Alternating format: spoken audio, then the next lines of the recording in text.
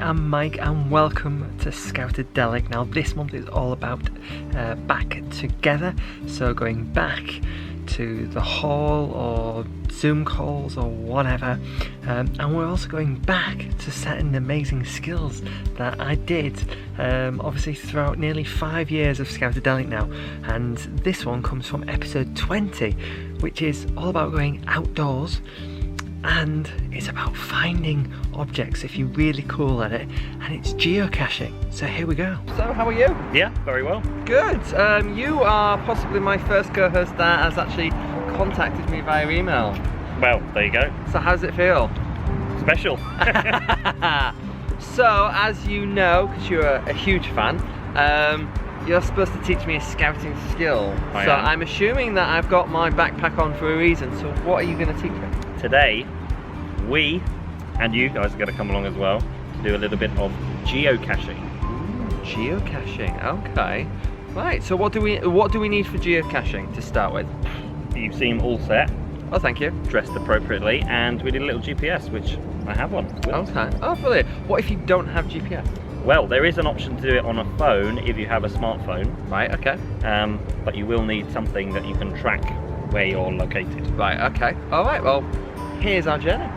So what got you into geocaching then? I think my scout leader did it with me when I was about 10. Really? Yeah, and thought, yeah, this is really fun.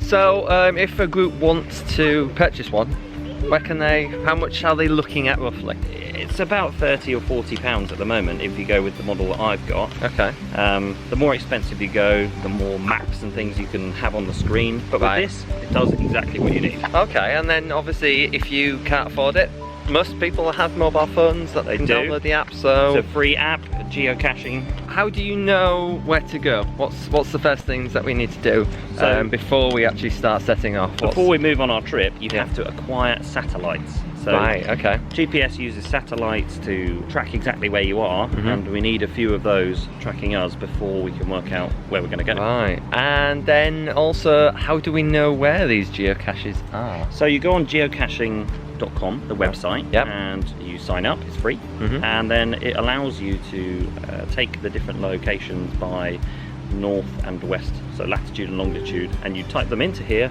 and then you're good to go. So we obviously did that last night, so this is why we're randomly walking. So we think we found our first one, but it's around here somewhere. And here somewhere. Time to start searching. So when you're hunting for geocaches, to look out for some people, because the idea is that it's a secret. Is that right? That's correct. So what do you call these people that are not geocaching? So an official geocaching term for people who are generally just wandering around, they're called muggles, same as in the Harry Potter books. Ah, okay.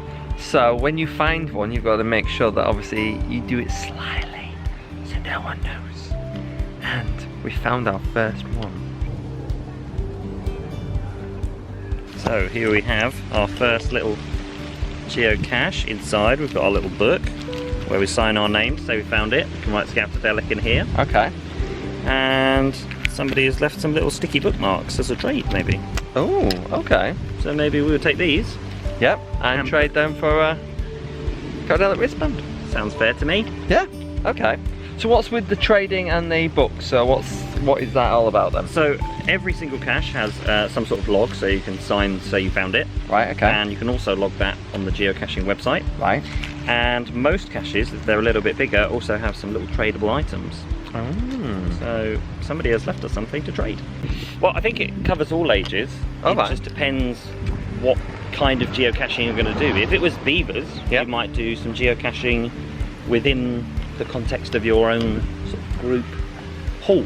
Like maybe you've got a bit of space outside, you could do something with that. Oh, right, okay. Yeah. Then cubs could maybe do proper geocaching, but with a leader walking around with them. Yeah. Maybe scouts could do it on their own as a hike, or you could take it with you every time you go walking. So there's lots of different types of cache. We just found this one. Look how small that is. Difficult find, but of course Mike found it. He always does. inside. Tiny little slip of paper, and that's for signing your sheet to say that you found it. So what happens if you get to a place and it isn't there? Unfortunately, sometimes geocaches get found by these muggles, and then they destroy them. So if you can't find it and you've spent more than, say, 5 minutes, maybe move on to the next one. Okay. So with each geocache you get a clue, and our clue was read between the lines. So there's many things that you could take from that. One thing you can't take from it is brick lines, and that it's actually edged in a hole in the brick. So our last one to sign. So if you obviously do some geocaching, we want to see it.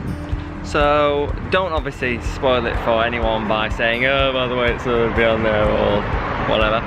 But hope you have a bit of fun. And it's also a scout badge, so you might as well give it a go. So if you like this video, then there is a subscribe button. It's red. If you haven't pressed it, press it. 70% of the people who watch this video aren't subscribed. So go on, please do it for me. And if you've done that, then don't forget to share it.